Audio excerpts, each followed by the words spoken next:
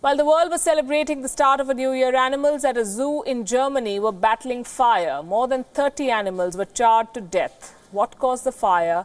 Who is to be blamed? And why do we need zoos in this day and age? This report has more. This is the Krefeld Zoo.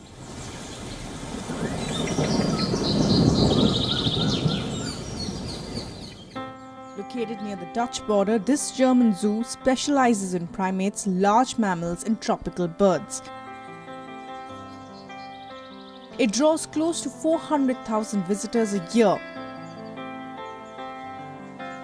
Tragedy struck on New Year's Eve. Its ape house caught fire. The enclosure was gutted down to bare metals within hours. The casualty left the world stunned. More than 30 animals were charred to death, including 5 orangutans, several monkeys, fruit bats and birds. Masa, a 48-year-old silverback gorilla, was among the innocents who perished in the flames. Authorities say their worst fears have been realized. The only consolation is that 2 chimpanzees could be rescued. It's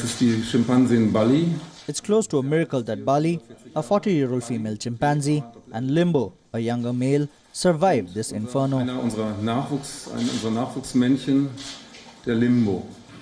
So what caused the fire? Investigators are pointing fingers at Chinese lanterns. Several of these paper lanterns were sent up during the New Year celebrations. They are illegal in the region. But eyewitnesses say they saw some lit lanterns flying near the zoo's compound. Some New Year's Eve revelers have handed themselves in to the police. But are they alone to be blamed for the deaths? Or are the zoo authorities equally culpable? Had such a fire struck a forest, the mammals living there would have had the option of running for their lives. But Masa and his friends were confined in the enclosures of this zoo. They were helpless, and they could not escape the inferno. If these zoos are failing to protect the animals, then why at all are they being caged there? Those who bat for captivity say zoos are for education. In reality, entertainment seems to be a more apt word. Zoo enclosures are small. The signboards often provide little information about the species. Visitors are often seen treating zoos as picnic zones or selfie spots rather than a place for education. Animals are often teased by both young and old. Did you know zoo authorities often train the animals to perform tricks? Argument number 2. Zoos help in preserving animals. Fair. Some endangered animals may have difficulty surviving in the wild, and this calls for conservation and captive breeding. But why then are non-endangered animals being picked up from the wild and kept between 4 walls? The truth is, zoos are business centers. These are bazaars that often run on barter system. Zoo authorities often trade, loan or sell animals that they no longer want. Look at China. It loans pandas to zoos across the world. It is an expensive affair.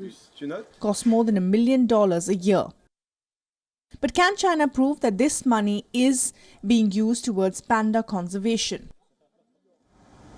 The first zoo was established in 2400 BC in present-day Iraq.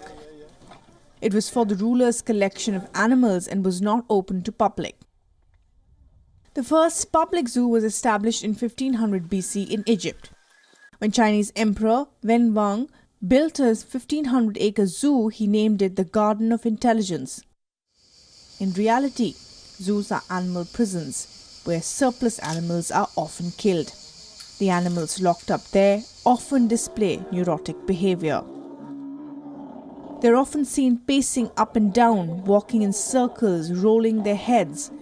In case you thought such movement was normal, it is not. We need to realize that no matter how much money is spent, recreating a natural habitat is close to impossible. The zoo animals are far from their homes. They are lonely, They are being artificially controlled. They don't even have their basic rights to choose their partner. And above all, the enclosures take away what's basic to all living beings: freedom. Bureau Report, Wion, World is One.